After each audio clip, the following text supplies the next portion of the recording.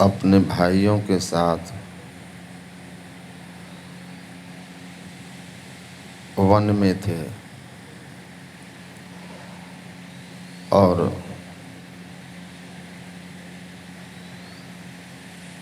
प्यास लगने पर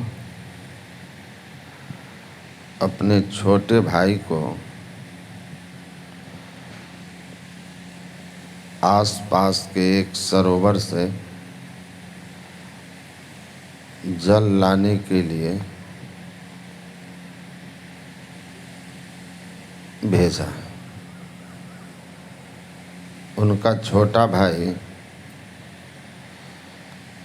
सोचा पहले स्वयं जल पी लेता हूँ और फिर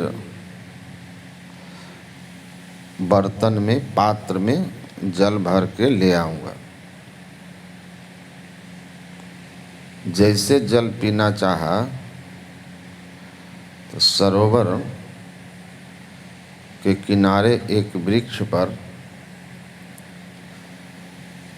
बैठे यक्ष ने आवाज़ दी कि तुम जल पीने से पहले मेरे प्रश्नों का जवाब दो। उसने उनके प्रश्नों को जवाब देने से इनकार कर दिया। कहा, सुनो, अगर मेरे प्रश्न के जवाब दिए बिना जल पी लोगे तो यह सरोवर हमारा है, तत्क्षण मृत्यु को प्राप्त हो जाओगे। लेकिन सहदेव उसकी बातों को अनसुना करके जल पी लिया और जैसे जल पिया वहीं मर गया। कुछ देर हो जाने पर नकुल को भेजा गया सहदेव को ढूंढने। वह गया तो देखा सहदेव मृत पड़ा है, आसपास कहीं कोई नहीं है। उसने भी जल पीना चाहा क्योंकि प्यास उसे भी लगी थी।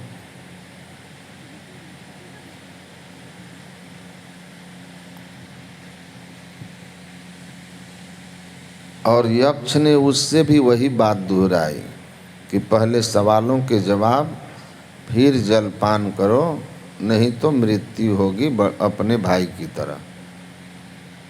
वह भी नहीं माना, वह भी मर गया।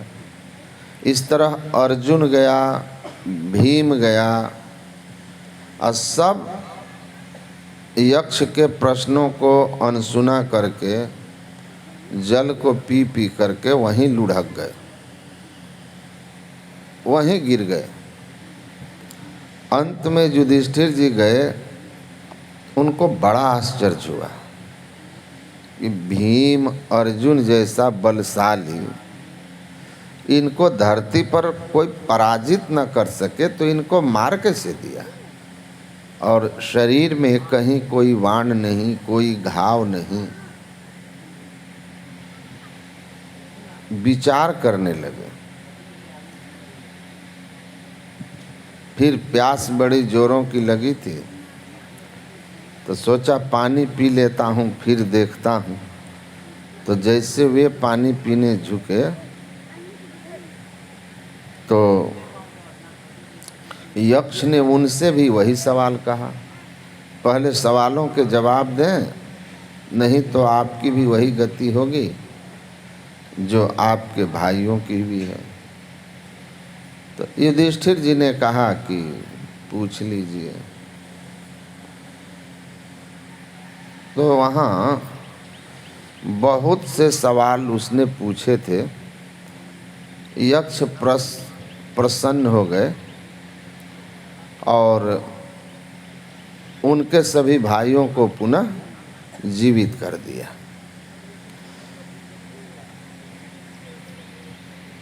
जो प्रश्न पूछा उसमें दो महत्वपूर्ण प्रश्न यह था। पहला किम आश्चर्यम और दूसरा था कह पंथा। दुनिया का सबसे बड़ा आश्चर्य क्या है और हमारे लिए सच्चा मार्ग क्या है, पथ क्या है, जिस पथ पर हमें चलना चाहिए, हमें अनुसरण करना चाहिए, जिससे हम मनुष्य का जीवन लोक परलोक दोनों जगह सुखमय हो जाए।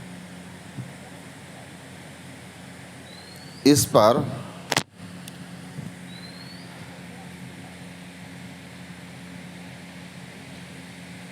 युधिष्ठिर जी महाराज ने उत्तर देते हुए कहा,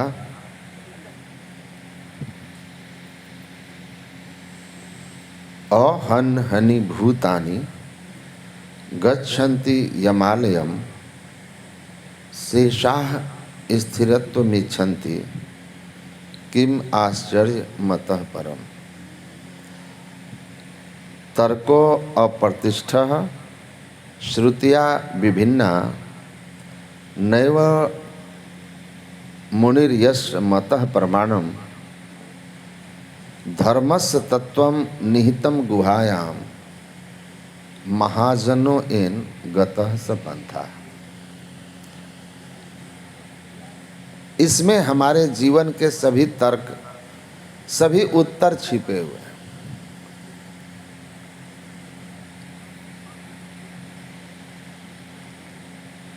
कहा सबसे बड़ा आश्चर्य क्या है, तो कहते हैं कि रोज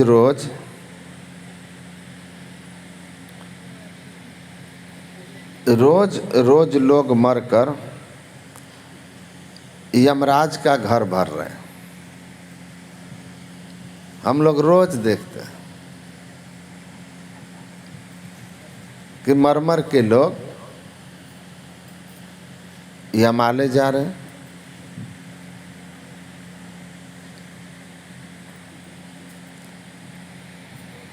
लेकिन जो लोग अभी मरे नहीं हैं,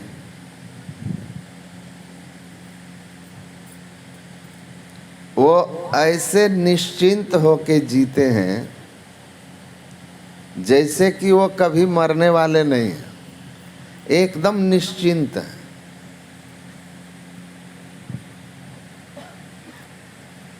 उनको अपने लेकर कोई चिंता नहीं कि एक दिन हम भी चले जाएंगे। और कहाँ जाएंगे इसकी भी परवाह नहीं। कोई विचार नहीं कि इस शरीर के बाद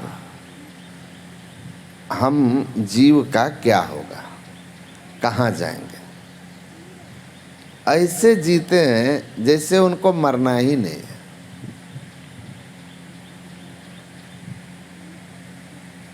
कहते हैं यह कम आश्चर्य की बात है।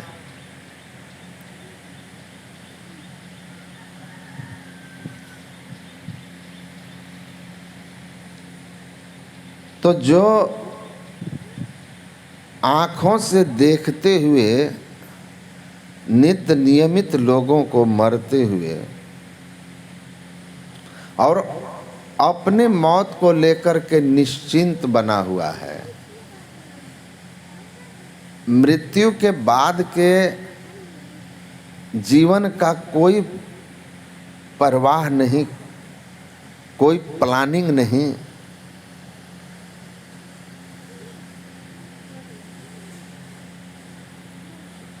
तो इससे बड़ा आश्चर्य क्या होगा। एक आदमी हमारे ही करीबी लोगों में से हैं, रिटायरमेंट होने के पहले आफ्टर रिटायरमेंट प्लान,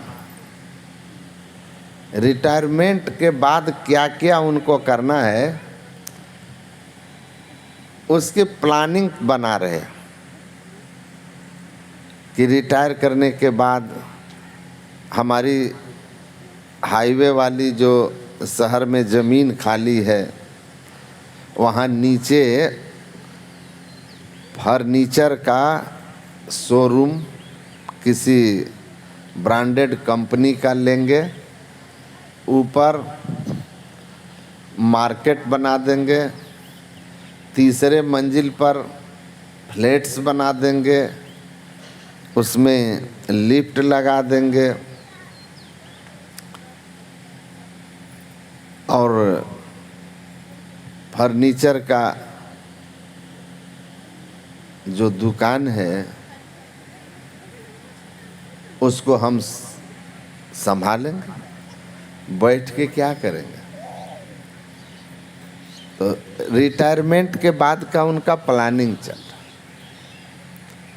मैं उनकी प्लानिंग सुन के कहा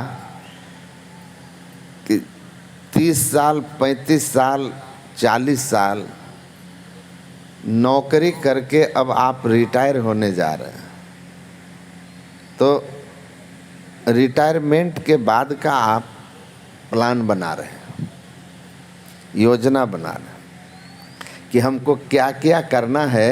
अभी से सब कुछ सेट कर रहे हैं ताकि रिटायर्ड हों तो हम जा कर के फिर अपने काम में व्यस्त हो जाएं। बेला नहीं बैठूं, खाली नहीं बैठूं। और जब इस दुनिया से रिटायर होंगे उसका रिटायरमेंट प्लान है, उसकी व्यवस्था किए हैं। इस जीवन के बाद के जीवन का कोई योजना, कोई प्लानिंग नहीं है। क्या होगा? बस ऐसे मस्त हो करके जिए जा रहे हैं जैसे यहाँ से रिटायर होना नहीं है। ये सरकार आपको अगर रिटायर की है तो ऊपर वाला सरकार भी इस शरीर संसार से रिटायर करेगा। तो उसकी प्लानिंग किसी के पास नहीं,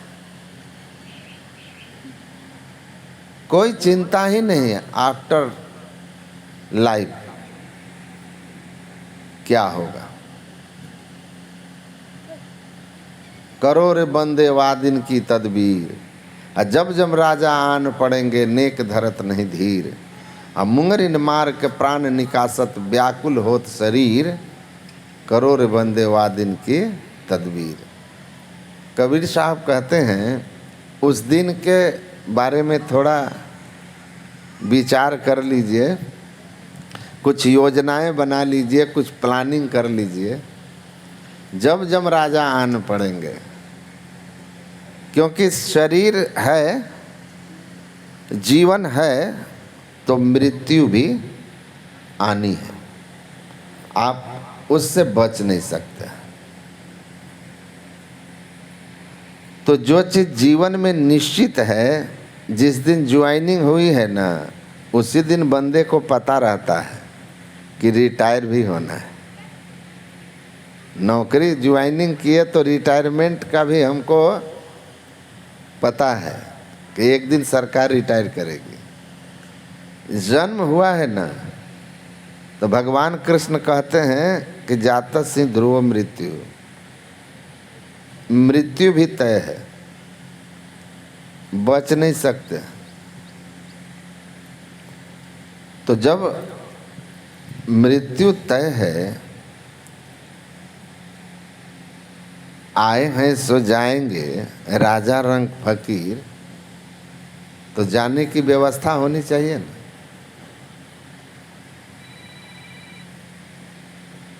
जाने की व्यवस्था हमें होनी चाहिए।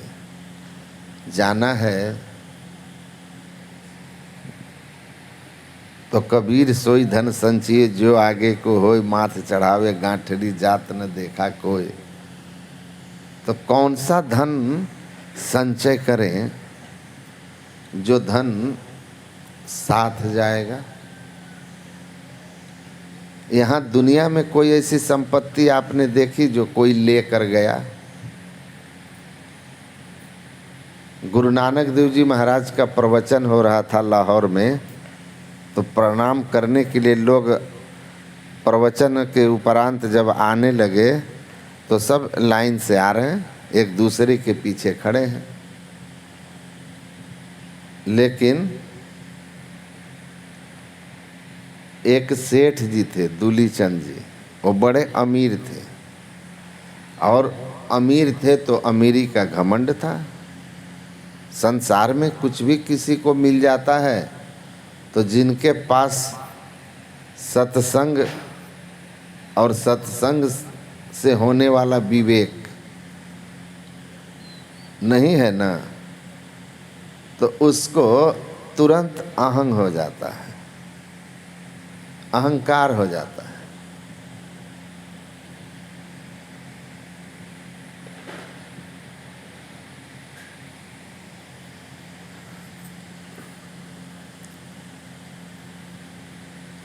अहंकार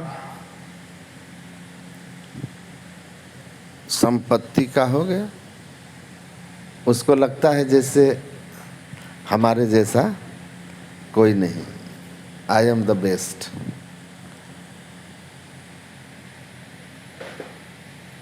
अब वो प्रणाम करने के लिए लोगों के पीछे नहीं लगेगा। उसको लग रहा है ये गांव के गरीब लोग हैं, हम इनके पीछे लाइन में कैसे लग सकते हैं, ये तो अपमान है।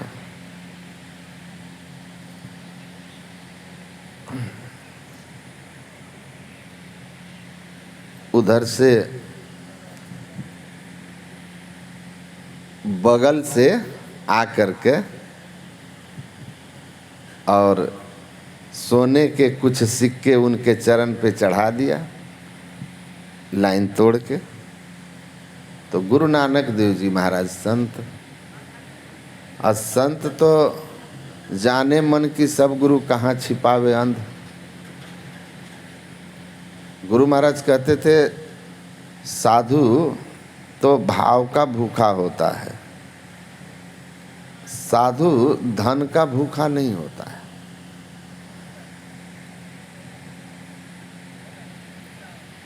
तो भाव का भूखा है, संत भाव भूखे हैं।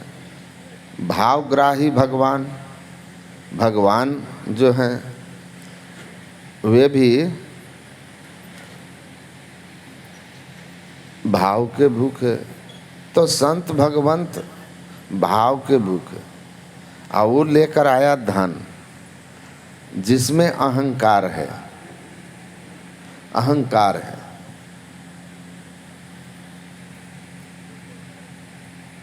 वो समझ गए। उन्होंने अपने थैले से सुई निकाली, दूली चंद के हाथ में दिया और कहा कि ये सुई तुम रखो, हमको ऊपर देना है, मरणोपरांत ऊपर तुम जाओगे, हम भी जाएंगे, वहाँ कपड़ा सीने के लिए हो सके तो सुई ना मिले, तो ये सुई तुम रखो, ऊपर लेके जाना, हम भी मिलेंगे, ये सुई हमको लौटा देना वहाँ, ताकि वहाँ हमको कपड़ा सीने में दिक्कत ना हो। तो दूली चंद पहले सुई पकड़ लिया, पकड़ने के बाद कहा ऊपर लेके जाना और वहाँ हमको देना। तो दूली चंद ने कहा महाराज आदमी ऊपर तो लेके कुछ जाता नहीं, तो हम आपको सुई कैसे लौटाएंगे। इस पर गुरु नानक देव जी ने कहा अच्छा आपको पता है कि आदमी जब यहाँ से मरता है तो सुई भी लेकर नहीं जाता है।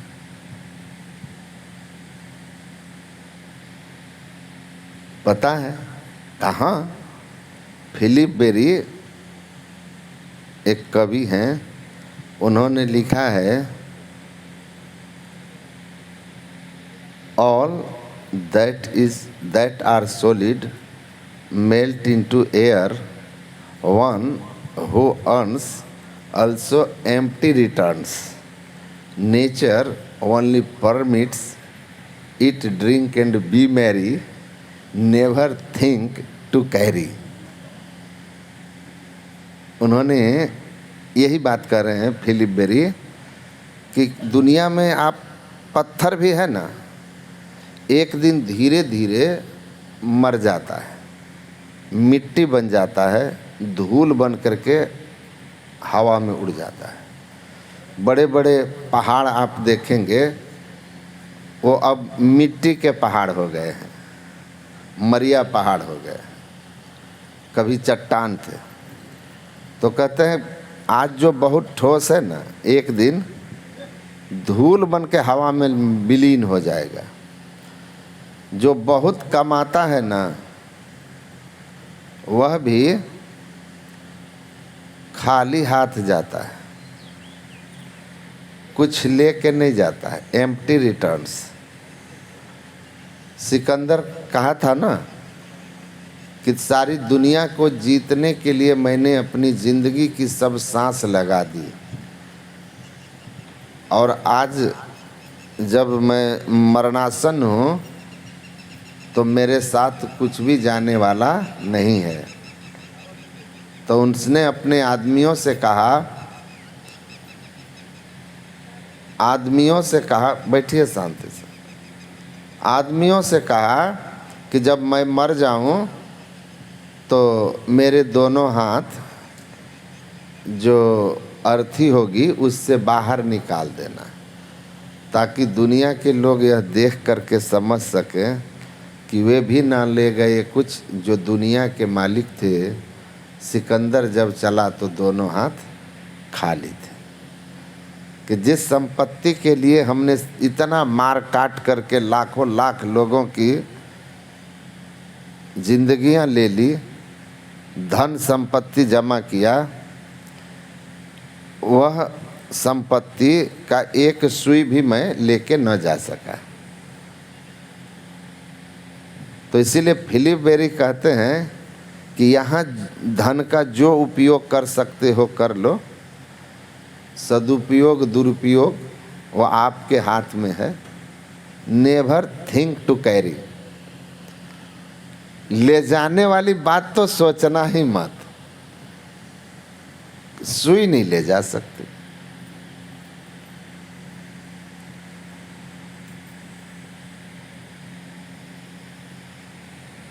तो कहा जब ये जानते हो कि यहाँ से लेकर संसार की एक सुई कोई नहीं जा सकता, जो सबसे छोटी वस्तु है धन के रूप में, फिर आप न ले जा सकने वाले धन के स्वामी होकर इतना अहंकार क्यों है? इतना अहंकार क्यों है? विचारो। ये जिनको आप गरीब समझ रहे हो, इनके पास अवश्य ही न ले जाने वाला धन, छूट जाने वाला धन, रुपया पैसा जमीन मकान गाड़ी कम है, लेकिन इनके पास वो धन है जो साथ लेके जाने वाला है। तो वो कौन सा धन? जो कबीर कह रहे हैं संचिए जो आगे को होए। तो संत लोग उसी धन की कमाई करते हैं, और संसार में वह सबको यह उपदेश करते हैं कि दिन दिन बढ़त सवाई राम धन, कबहु न लागे काई। भक्ति बीज बिन से नहीं, जो जुग जाए अनंत। तो वह परमात्मा की भक्ति, राम का धन, राम धन, संत लोग उसी को संचय किए, वही लेकर जाते। एक सेठ थे, उनके पास एक महात्मा है। तो सेठ ने महात्मा जी का आव भगत किया। महात्मा जी 2 दिन उनके यहाँ रहे। अब जैसे हम यहाँ आए हैं कुमोद चौधरी जी के यहाँ, तो कुमोद बाबू आव भगत कर रहे हैं। तो महात्मा जी ने सेठ जी की पत्नी से पूछा कि आप को कितने पुत्र हैं? तो पत्नी ने कहा कि 3 पुत्र हैं। कहा कि आपके पास कितनी संपत्ति है? तो पत्नी ने कहा कि चल अचल से जोड़कर लगभग हमारे पास 2 करोड़ की संपत्ति है। तो महात्मा जी कहे अच्छा। चलते चलते महात्मा जी सोचे थोड़ा सेठ से भी पूछ लो, सेठानी ठीक बोल रही थी कि नहीं, बात में अंतर आ जाएगा। अब महात्मा जी को पूछने का तो भाव कुछ और था। तो महात्मा जी ने सेठ को कहा कि आप के कितने पुत्र हैं? कहा 1। और संपत्ति? तो कहा 5 लाख। तो महात्मा जी ने कहा कि सेठानी तो कह रही थी कि 3 पुत्र और 2 करोड़ की संपत्ति है। उन्होंने कहा सेठानी जो कह रही थी वो भी ठीक, जो मैं कह रहा हूँ वो भी ठीक। महात्मा जी ने कहा सो कैसे, आप तो पति पत्नी हैं। तो कहा ऐसा है कि पुत्र तो 3 हैं, लेकिन पुत्र कहलाने योग्य 1 है। इसलिए कि पुत्रवती जुवती जग सोई, और रघुपति भगत जासु सुत होई। जननी जने तो भक्त साकट ना जने। कहा 1 ही पुत्र है हमारा, 1 ही पुत्र जो आज्ञाकारी है, जो परमात्मा की भक्ति करता है, जिसका खान पान पवित्र है, जो संयम सदाचार में रहता है, जो लोगों की भलाई करता है। तो वास्तव में पुत्र तो हमारा 1 ही है, 2 और जो हैं वे कुपुत्र ही हैं। न आज्ञा मानते हैं, न उनके अंदर भक्ति भाव है, न वो किसी की भला करते हैं, न उनका खान पान पवित्र है। तो जो माता पिता की आज्ञा न माने, जिनके खान पान अपवित्र हों, जिनके अंदर कोई भक्ति भाव न हो, तो ऐसे पुत्र को पुत्र थोड़ी न कहा जाता है, तो कुपुत्र ही है। तो कहा कि संपत्ति आपने कहा 5 लाख, कहा कि 2 करोड़ है यहाँ, लेकिन आज तक पूरे जीवन में मैंने 5 लाख रुपया ही सत्कर्म में खर्च किया है। तो वही 5 लाख ना हमारा अपना हुआ, जो हमको काम आएगा परलोक में। बाकी तो यहीं रह जाएगा, वो बेटे आपस में बांट लेंगे, इस धरा का धरा पर धरा रह जाएगा, वो तो यहीं पड़ा रह जाएगा। मेरे काम जो आने वाला है वह सत्कर्म में, धर्म में लगा हुआ मेरा 5 लाख है। तो मेरी काउंटिंग तो वही है। तो संत जो है ना, उस संपत्ति को संचय किए जो बाद में भी काम आए, यहाँ और वहाँ दोनों जगह, जो हमारे जीवन को सुखमय बनाने वाला है, इसीलिए कहा कि वे लोग जो रोज लोगों को मरते हुए देखकर भी अपने कल के बारे में नहीं सोच रहे हैं, अपने मौत के बाद के जिंदगी के बारे में कोई प्लानिंग नहीं कर रहे हैं, ऐसे लोगों का जीवन हमारे लिए आश्चर्य का विषय तो है। हम जब हरिद्वार ऋषिकेश में थे तो एक गुरु भाई का एक्सीडेंट में पैर टूट गया था, तो हॉस्पिटल में थे। तो एक डॉक्टर साहब जो व्यवहार से थोड़े रूखड़े स्वभाव के थे, डॉक्टर प्रायः शांत होते हैं, रोगी से उकताते नहीं हैं, पर वे बड़े जल्दी उकता जाते थे और कुछ से कुछ बोल देते थे। अब जैसे मैंने ही उससे पूछा एक दिन कि सर इनके पाँव का बैंडेज कितने दिनों में कटेगा, तो कहता है भगवान से पूछ लो ना, आप लोग तो भगवान से बात करते हो, तो भगवान से पूछ लो ना कितने दिन में, हमसे ज़्यादा वही जानता है। देखेंगे, लगेगा, काट देंगे, ठीक होगा तो ठीक है, नहीं तो फिर कर देंगे, नहीं तो कहीं और ले जाना। मैं एक दो और लोगों के साथ उनको देखा उसी तरह का व्यवहार, और मैं एकदम नया ताज़ा महात्मा था, फ्रेश समझते हैं ना, जैसे कोई चीज़ खेत से अभी टूट के आया तो कहते हैं फ्रेश सब्जी है, अभी खेत से लेके ही आ रहे हैं, उसको फिर आप फ्रिज में रख देते हो, घर में रख देते हो, फिर वो एक दो दिन का हो जाता है तो कहते हैं कि अब ये थोड़ा पुराना हो गया, बासी हो गया।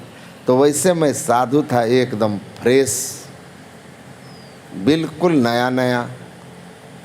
और उसका व्यवहार तो मेरे अंदर भी उग्र स्वभाव था, पर मैं उसको कुछ कह नहीं पा रहा था। एक दिन वो हमको क्या बोलता है कि महाराज जी कुछ ज्ञान की बात सुनाओ। तो हमको तो चोट लगी थी उसकी बात से, 2-3 दिन वो झटका मारा था हमको पूछने पर पटांग जवाब। तो अब का समय रहता तो मैं वैसा जवाब नहीं देता, क्योंकि अब हमको भी समझ हो गई है।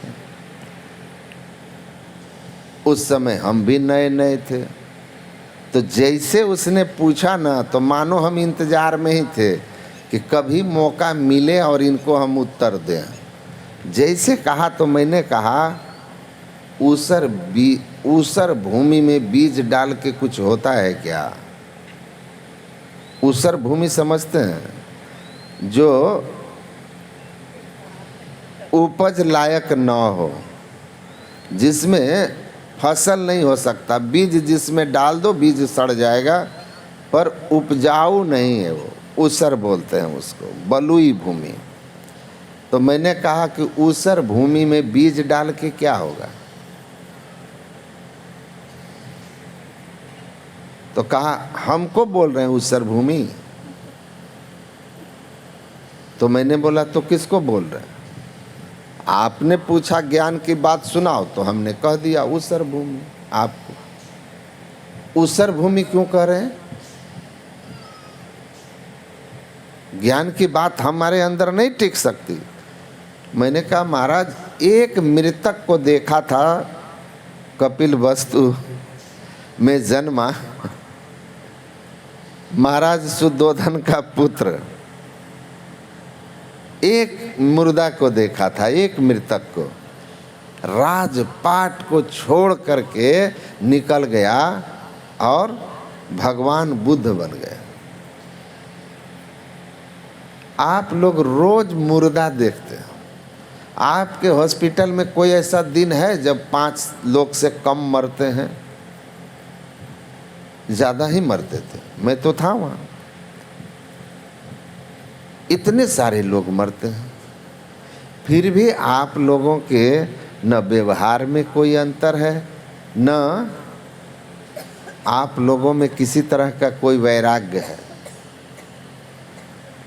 तो ऊसर भूमि ही तो हैं आप। वो चुप हो गए, चुप हो गए, क्योंकि उनको महसूस हुआ कि मैं इनके साथ जो बदतमीजी करके बातें करता हूँ या औरों के साथ, तो लोगों को खराब लगता है। इसीलिए ये महात्मा है, दूसरे तो बेचारे चुप रह जाते हैं कि हमारा पेशेंट है भाई। ये महात्मा है और नया है, तो रिटर्न कर दिया, हमारा उधार रखा नहीं, तो चुप हो गए। फिर हमको कहते हैं कि काम का लोड इतना अधिक रहता है कि हम लोग उकता जाते हैं। मैंने कहा कि सर, उकता जाना ये मनुष्य में होता है, लेकिन आप तो हमेशा उकताए हुए ही जैसे बात करते हैं। आपसे बात करने में, कुछ पूछने में भी आदमी को संकोच होता है कि पता नहीं क्या उटपटांग आप बोल दें।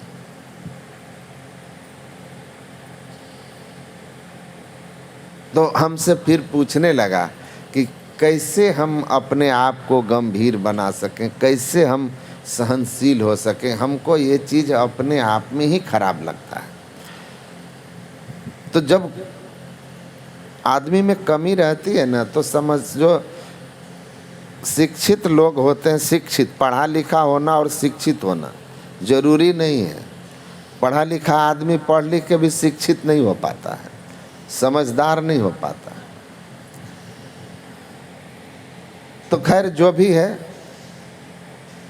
मेरी बात उनको ये लग गई कि ऊसर भूमि है आप। कहाँ फर्क पड़ रहा है? जब आदमी को अपने मृत्यु का ख्याल हो जाता है ना, तो उसके व्यवहार में एकदम से परिवर्तन हो जाता है। बेईमानी चली जाती है, बोल चाल के तौर तरीके बदल जाते हैं, अहंकार गलित हो जाता है।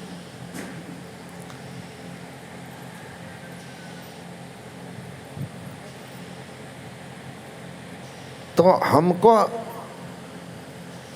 अपने साथ ले जाने वाला धन संचय करना, नहीं तो निश्चिंत है। रोज लोग मर रहे हैं, अब बस ऐसे अनाउंस कर देता है 7 नंबर का पेशेंट मर गया, आगे जाके वो अपने काम में लग गया। उनको तो ठीक है, नहीं काम करेंगे तो परेशानी है, उनकी ड्यूटी है, उनको करना भी चाहिए। लेकिन आम जन को भी तो फर्क नहीं पड़ता। अपने अंदर में परिवर्तन तो होना चाहिए। कर्तव्य है वो तो करना है, लेकिन भीतर में तो बदलाव हो कि एक दिन हम भी इस दुनिया से चले जाएंगे। तो ऐसा भाव नहीं होता। तो कहते हैं निश्चिंत सा जी रहा संसार, जैसे हमें मरना ही नहीं है। तो इससे बढ़कर के और आश्चर्य क्या होगा? और क्या होगा? जानता है कि लेके नहीं जाएगा, लेकिन फिर भी जो न ले जाने वाली चीज है उसके पीछे दीवाना है, और उसको पा करके मस्ताना अहंकार से भरा हुआ है।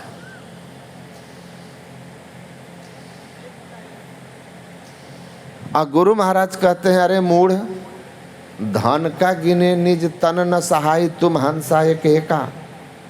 धन क्या गिन रहे हो? ये निज तन भी सहायता नहीं करने वाला है। अकेले जाना पड़ेगा तुमको, सब कुछ छोड़ के। कौड़ी नहीं संग करोड़नी जोड़ के। अरे हाँ रे पलटू, गए हैं राजा रंग फकीर लंगोटी छोड़ के। सब लंगोटी तक छोड़ के गए हैं, यहाँ कुछ लेके नहीं गए हैं। कहा ऐसी स्थिति में लोग आंखों से सब कुछ देख करके फिर भी निश्चिंत हैं, और अपने इस जीवन के बाद के जीवन के लिए नहीं सोच रहे हैं कि मेरा क्या होगा, यह चेतन आत्मा कहाँ जाएगी, हम कहाँ जाएंगे, कौन सी नरक में, कौन सी जोनी में। को मैं आया कहाँ से, कित जाना क्या सार, को मैं जननी को पिता, या को कहिए विचार। मोक्ष द्वारे द्वारपालस चत्वार प्रकृतिता, समो विचार संतोष चतुर्थ साधु संगम। विचार मोक्ष के द्वार पर, 4 द्वारपाल में एक द्वारपाल विचार है। विचार करते हैं हम लोग, कहाँ से आए हैं, कहाँ जाना है, कौन मेरा आदि पिता है, इन सब बारे में कोई विचार नहीं। संसार में कैसे कैसे क्या करना है इसका विचार बहुत। तो संत लोग कहते हैं संसार में रहना है तो संसार को भी संभालना है, इसके बारे में भी करना है, लेकिन संसार के बाद के जीवन के बारे में भी हमारी प्लानिंग योजना, उसके लिए हमारे पास किस तरह से प्रॉपर्टी होगी उसका भी तो प्लानिंग करना है, और कितना समय उसमें देना है इस पर भी तो विचार हो।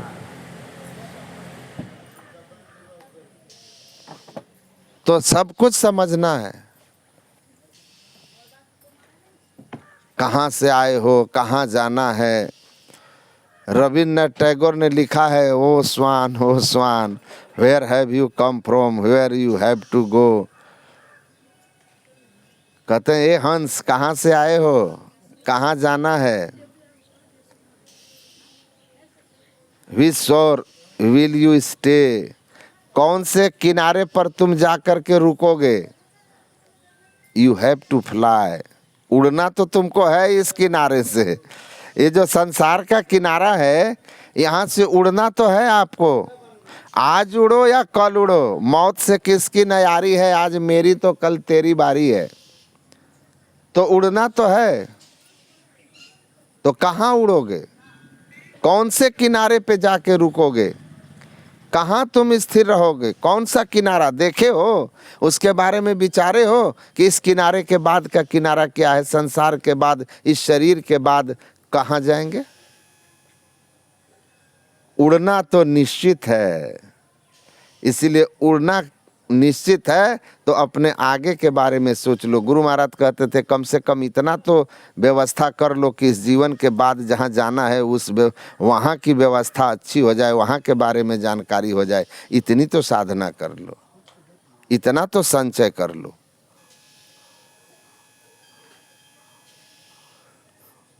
तो संत लोग इस संसार में आए और संसार को चेताए, पहले स्वयं किए और फिर संसार को दिखा आकर बताया कि देखो। तो इसीलिए युधिष्ठिर जी ने दूसरे सवाल का जवाब दिया, पंथ क्या है, मतलब कौन सा ऐसा रास्ता है जिस पर हम मनुष्य मात्र को चलना चाहिए, जिस पथ पर चलकर हमारा लोक परलोक उत्तम हो जाए। तो उन्होंने कहा कि महाजनो एन गतः स पंथा। महाजन मतलब, महाजन माने सेठ जी, धन संपत्ति जमा करने के लिए जो रात दिन चोरी बेईमानी सब कर्म कर रहे हैं। महाजन मतलब श्रेष्ठ जन, महापुरुष, श्रेष्ठ जन, सबसे बड़े संत। दूसरा नाम है तीजे 10 अवतार उन्हें प्रणाम है, ब्रह्मा विष्णु महेश सकल संसार है। अरे हाँ रे पलटू, सबके ऊपर संत मुकुट सरदार है। जो रास्ता संत महात्माओं ने अपनाया या जिस राह पर संत महात्मा चल के गए, जिस राह को उन्होंने उपदेश किया, वही राह हमारे लिए राह है। उसी को हमको अनुकरण करना है। जिस राह पर संत कबीर गए हैं, जिस राह पर पलटू गए हैं, जिस राह पर गुरु नानक देव गए हैं, जिस राह पर वाल्मीकि गए हैं, जिस राह पर सदगुरु महर्षि में ही गए, वही राह है। जेहि मार्ग श्रुति साध लखावे, तेहि मग चलत सबे सुख पावे। गोस्वामी तुलसीदास जी लिखते हैं, जिस राह पर चल करके जो रास्ता संत महापुरुष और सदग्रंथ बताते हैं, उसी राह पर चल के सब सुख पाते हैं। इसीलिए संतों का जो रास्ता है ना, वह मोक्ष का है। संत पंथ अपवर्ग कर, कामी भव कर पंथ। जिस राह संत का रास्ता मोक्ष का है।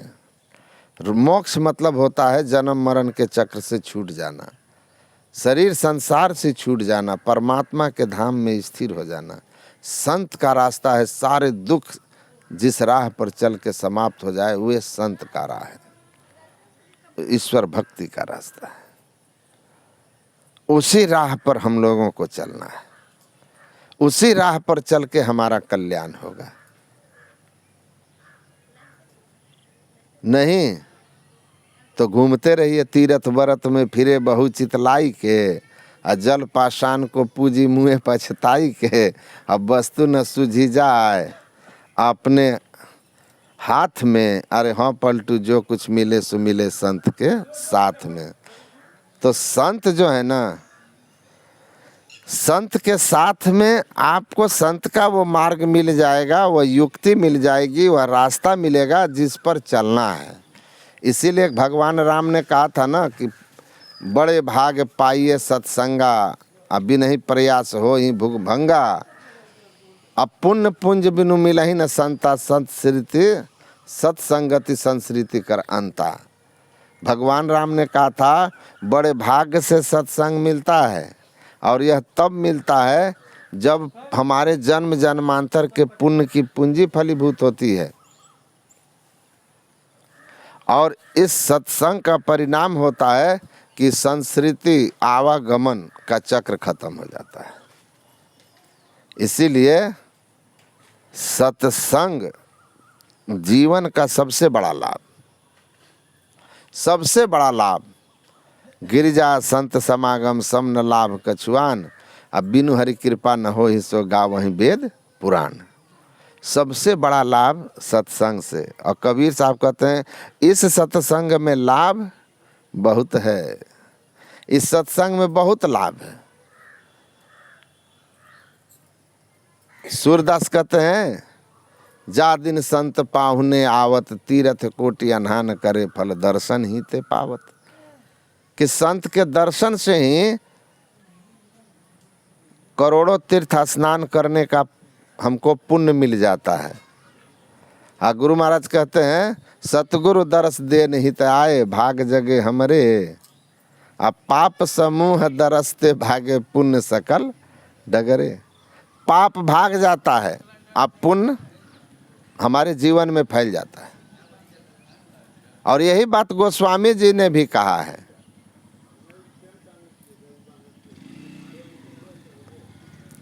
कि जेहि दरस परस समागमादिक पाप राशि नशाइए। संत के दर्शन परसन से हमारे पाप राशि का नाश होता है। नारद जी कहते हैं जन्मार्जितानि पापानि नाशमावंती यस्वे, सत्संगतिर्भवे तस्य नान्यथा घटते ही सह। जन्म अर्जितानि पापानि, जन्म जन्मांतर के हमसे जो पाप हुए हैं, चूक हुए हैं, उन पाप कर्मों का नाश सत्संग के द्वारा होता है, न अन्यथा घटते। अन्यथा और किसी उपाय से नहीं घटता। आप अगर सोचते हैं कि तीर्थ करके, व्रत करके, उपवास करके, दान करके हम अपने पाप का नाश कर लेंगे, तो नारद जी कहते हैं नहीं, ऐसा नहीं होगा। इनसे आपको पुण्य होगा, लेकिन किया हुआ पाप का फल आपको भोगना पड़ेगा।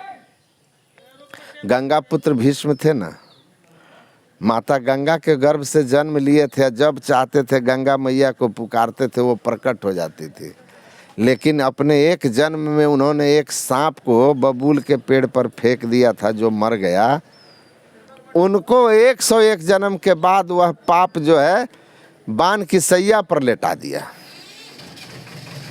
बाण की सैया पर लेटा दिया।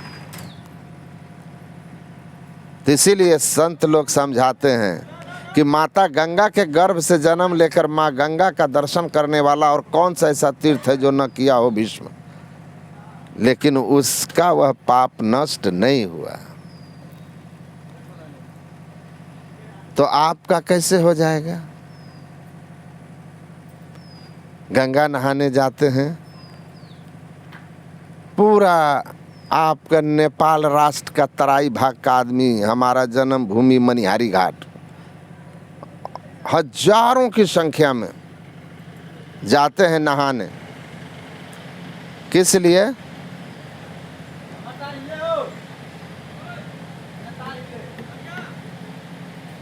किस लिए जाते हैं?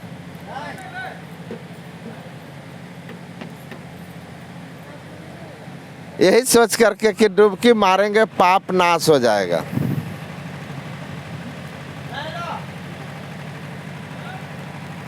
हम लोग वहीं जन्मे लिए और गंगे में नहाते नहाते मछली के बच्चे की तरह बड़े हो गए। तो हम लोगों को सत्संग, ध्यान, भगवान का नाम लेने की क्या ज़रूरत थी? गुरु के शरण में जाने की क्या ज़रूरत थी? आप एक दिन में धो लेते हैं। हम वहीं पैदा हुए और कभी कभी तो गंगा मैया हम लोगों के घर तक में आ जाती है स्नान कराने के लिए कि तुम नहीं जा रहे तो हम आ गए। लो, घर दरवाजा सब धो देती है बाढ़ के समय में। बाढ़ के समय में और आप एक दिन में चाहते हैं। इसीलिए संत लोग कहे इन सब उपायों से आपको पुण्य हो जाएगा, लेकिन पाप धुलने वाला नहीं है। पाप का नाश अलग बात है। द्रौपदी जी ने साड़ी बांधी थी ना भगवान कृष्ण को, तो वह पुण्य कर्म था। जरूरत पड़ी तो साड़ी मिल गई, लेकिन अंधे का पुत्र अंधे कहने का जो पाप था वो कृष्ण को साड़ी दान करने से कट गया था क्या? उसकी उनको सजा मिली ना। भरी सभा में उन्हें भी गालियां पड़ी, बाल पकड़कर घसीटा गया, उनका भी अपमान हुआ। पाप का फल अलग आया, पुण्य का फल अलग आया। पाप घटा नहीं उससे। पाप का नाश करने के लिए नारद जी कहते हैं सत्संगतिर भवेद अन्यथा न घटते सह, अन्यथा वो घटता नहीं है। इसीलिए कहा कि इस सबसे बड़ा लाभ है, यहाँ आते हैं आपको ज्ञान होता है, तुरंत मिलावे गुरु से ज्ञान हो जाता है। समझ में बात आ जाती है कि बात सही कहा जा रहा है। पाप का नाश ज्ञान यज्ञ में आकर समझ में आता है कि उसके लिए क्या करना है। संत इसी राह पर चले, अब पहाड़ के समान जन्म जन्मांतर के पाप को नाश करके पूर्ण पावन पवित्र होकर परमात्मा के धाम में प्रतिष्ठित हो गए। और उसी राह पर जिस पर वे चले वही राह जगत की राह है, हम सब के कल्याण का राह है, मोक्ष का राह है। तो सत्संग में दो तरह का सत्संग होता है। एक होता है अभी जो आप बैठकर सुन रहे हैं, ये धर्म कथा, ये बाहरी सत्संग है। और दूसरा सत्संग है अंतर सत्संग, ध्यान अभंगा। तो बाहरी सत्संग सुनेंगे ना, ज्ञान होगा, समझ होगी, फिर आपको अपने जीवन में क्या क्या कमियां हैं और हमको कैसा जीवन जीना है, किस राह से चलना चाहिए, इन सब बातों का ज्ञान होगा। जब ज्ञान होगा तो चलने की प्रेरणा होगी। तो फिर चलने के लिए, पाप को नाश करने के लिए परमात्मा की भक्ति है, अंतर सत्संग ध्यान अभंगा। तो वो ध्यान अभंग ध्यान कैसे होगा? इसीलिए वेद भगवान ने कहा कि ए मनुष्यों, तुम अगर सद्गति चाहते हो, कल्याण चाहते हो, मोक्ष चाहते हो, संसार में सुखमय शांतिमय जीवन जीना चाहते हो, तो तुमको सबसे पहले बुद्धि योग करना होगा, सत्संग करना होगा, साधु संग करना होगा। क्योंकि ज्ञान यही होगा। काशी नहाए मथुरा नहाए, नहाए प्रयाग रे, 4 धाम तीर्थ करि आए, मन का नहीं सुधार रे। बिनु सत्संग ज्ञान नहीं उपजे, कर ले जतन हजार रे। ब्रह्मानंद खोज गुरु पूरे, उतरो भवजल पार रे। कुरुते गंगा सागर गमनम, व्रत परिपालन मथवा दानम। ज्ञान विहीन सर्वमते न, भक्ति मुक्ति भजति न जन्म सते न।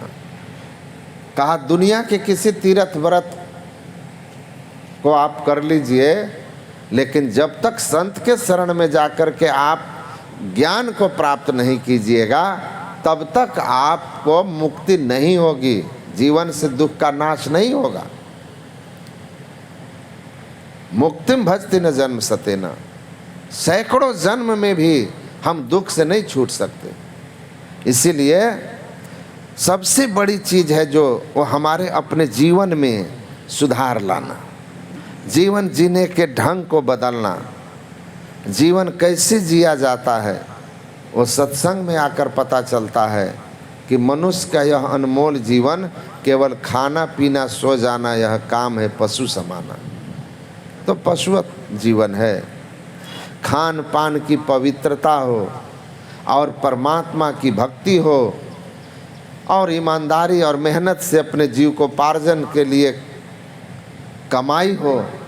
कहते हैं ऐसे जीवन में भले सुख सुविधा कुछ कम होगी, लेकिन जो शांति सुकून और चैन होगा जिंदगी में, उसके लिए बड़े बड़े सम्राट भी लालायित होंगे कि ऐसा सुख में शांति में सुकून भरी जिंदगी हमें चाहिए।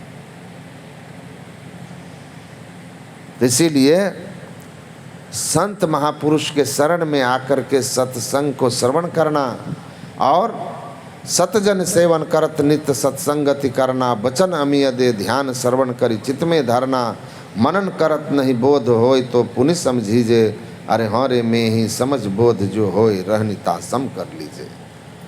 कहते हैं संत महापुरुषों के शरण में बैठकर सद्ज्ञान को चर्चा सुनिए, समझ में न आए तो फिर से सुनिए, फिर से पूछिए, और जब बुद्धि में बात अट जाए कि बड़े बड़े राजा महाराजा भी यहाँ पर अशांत और अतृप्त जग गए हैं, लेकिन जिन्होंने परमात्मा की भक्ति की है, ध्यान किया है, सदाचार का पालन किया है, वो इस संसार में सुख और शांति को प्राप्त किए हैं, आनंदमय जीवन जिए हैं।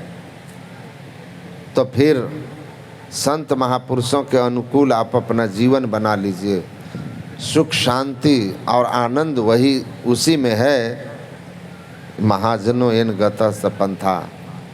इसीलिए पहले बुद्धि योग सत्संग कीजिए, तब सत्संग में महापुरुष आपको सद्ज्ञान देंगे और अंतर सत्संग ध्यान अभंगा के लिए आपको मानस योग, वेद भगवान कहते हैं पहले सत्संग कीजिए फिर मानस योग अर्थात गुरु प्रदत्त मंत्र का मन ही मन जप करना और मंत्र से संबंधित इष्ट के रूप का ध्यान करना, ये मानस योग कहलाता है। गुरु मंत्र जप, गुरु ध्यान कर, अति प्रीत कर, अति सेव कर, यह मानस ध्यान है। तब फिर ज्योति का योग, अग्नि की ज्योतियों का योग, यह दृष्टि योग। इससे हम आंख बंद करने पर जो अपने सामने अंधकार देखते हैं, जिस अंधकार में हम अज्ञानता में पड़े रहते हैं, हमसे भूल भरम भी होता रहता है, इस अंधकार में वेद जो कहता है तमसो माँ ज्योतिर्गमय, अंधकार से प्रकाश में चलो। तो बंद नेत्र को करने पर जो हमारे सामने अंधकार है, हम इसी अंधकार में पड़े हुए हैं। ये मेरे अंदर का अहंकार है, अंधकार है, जिसके कारण अज्ञानता बनी रहती है, भूल भरम होता रहता है और न चाह कर भी हम ऐसे ऐसे कर्म करते हैं जिसके लिए पछतावा भी होता है और उसका परिणाम हमको दुख रूप में भोगना पड़ता है, नरक की अग्नि में जलना पड़ता है। इस अज्ञानता का मूल कारण जो अंधकार है, इस अंधकार को पार करके प्रकाश में जाने के लिए वेद भगवान उपदेश करते हैं, तमसो माँ ज्योतिर्गमय। उस प्रकाश में कैसे जाएंगे? इसी के लिए अग्नि की ज्योतियों का योग है, जिसको दृष्टि योग कहते हैं, जिसमें दोनों दृष्टि की धारें, जो बाईं दाईं आँखों से निकलने वाली दृष्टिधार है, इसको गुरु युक्ति से जोड़ते हैं, एक बिंदु पर केंद्रित करते हैं। दोनों युगल दृष्टिधारों को जुटने से एक बिंदुता की प्राप्ति होती है और निगेटिव पॉजिटिव तार को जैसे सटाने से प्रकाश होता है, वैसे अंतःकरण में प्रकाश होता है। अंधकार हमारा नष्ट हो जाता है, हम अंधकार से ऊपर उठ जाते हैं, प्रकाश में चले जाते हैं। ये अग्नि की ज्योतियों का योग है, दृष्टि योग, ये असली दीक्षा है, भजन भेद है। गुरु मिल जाए और इसकी ठीक ठीक सदयुक्ति मिल जाए तो बड़ी सहजता से आप इस ध्यान को करके अपने शिव नेत्र को खोल सकते हैं। और शिव नेत्र खुल गया तो तब शिव तीसर नयन उघारा, चितवत काम भयऊ जरिछारा। उस शिव नेत्र के उन्मेख हो जाने से, खुल जाने से भा प्रकाश मिटल अंधियारी, सुख भइल बहुते रहे। बहुत सुख मिलता है, प्रकाश हो जाता है। कहते हैं अग्नि की ज्योतियों का योग करो, और तब कहा कि नाद का योग करो। नाद का योग है परमात्मा से आने वाली आवाज़ को सुनने की विधि, जिसको सुनते हुए जीव माया के बाकी के दो पर्दे प्रकाश और शब्द को भी पार करके निशब्दम परमम पदम में जाकर के परमात्मा से एकमेक होता है। यह जो साधना की विधि है, वेद भगवान कहते हैं मुक्ति का मार्ग है। सब संत इसी मार्ग से चले हैं। संत कहें हम उनको भाई, सत्य पुरुष सत्य लोक जिन सूरत समाई। संत हम उसी को कहते हैं जो अपने सूरत को, अपने जीव को ले जाकर के परमात्मा में मिला दिया है। ऐसे ही संत इस धराधाम पर जीव कल्याण के लिए आते हैं। और गुरु महाराज कहते हैं जीव हित आप ही आवे, सूरत को आई तारा है। गुरु निज भेद बतलावें, सूरत को राह दर्शावें, अजीव हित आप ही आवें, सूरत को आई तारा है। ऐसे ही संत फिर शरीर भाव में आते हैं, और जिस राह से वे चल करके मानस जप, मानस ध्यान, दृष्टि और नाद योग और नियमित सत्संग करते हुए, इन साधनों को करते हुए परमात्मा के धाम में पहुँचते हैं, माया के आवरण को पार करके। यही अंतर का रास्ता वो हमको बतलाते हैं और हमको उसी परमात्मा के धाम में कृपा करके पहुंचा देते हैं, जीव का उद्धार करते हैं। ये संतों का मार्ग है, अद्भुत अंतर की डगरिया, जा पर चल के प्रभु मिलते, दाता सतगुरु धन्य धन्य जो राह लखा देते।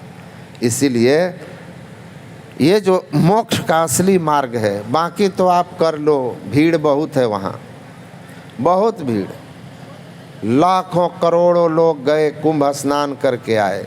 हमारे भी जानने वाले अड़ोस पड़ोस के गए। मैं कल एक जगह सत्संग में था, सुबह का सत्संग करके चला मैं, भागलपुर से कुछ ही दूर पर है। संजोग से वो हमारे मतलब उनके घर पर वो ले गए, तो कहा कि ऐसी भीड़ लगी थी, ब्राह्मण है और दंपत्ति में जो पत्नी है वो मेरी क्लास फ्रेंड है, मेरे साथ पढ़ी थी। अब बहुत वर्ष बाद हमें लग रहा है लगभग 27-28 साल बाद हमारा और उसका आमना सामना हुआ।